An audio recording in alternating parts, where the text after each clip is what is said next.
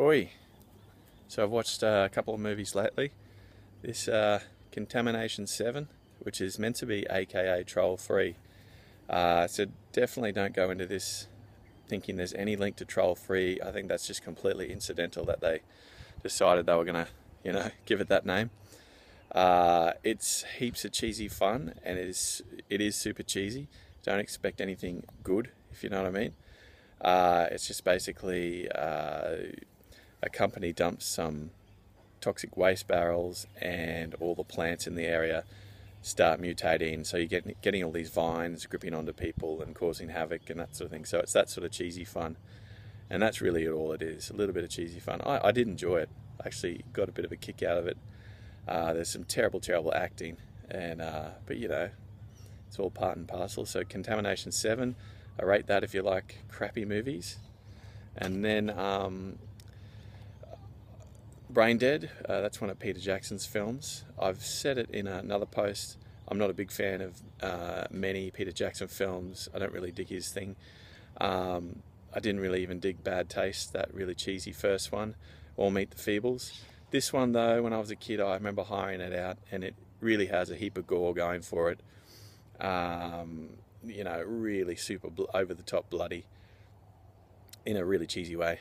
It's got, elements of, got a vibe in some ways to the Evil Dead 2, with some of the slapstick stuff and some of the possessed, infected people. It's got this Evil Dead sort of ism to it.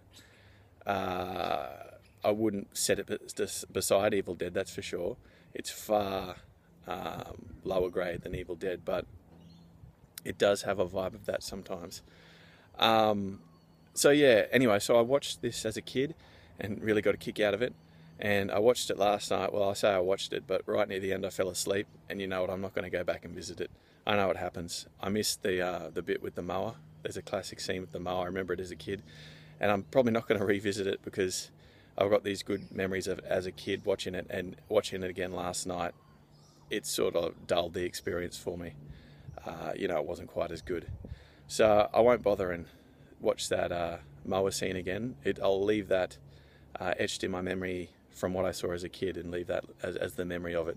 But anyway, if you like some super low budget cheese with lots of gore, this is a pretty good one as far as that goes. In America, I believe it's called Dead Alive, but yeah, it's always been released here as Braindead. But anyway, a couple of cheesy picks. Both of them are worth a watch if you're into low budget rubbish. You know what I mean? You'll get a kick out of it. Otherwise, it might not be your thing.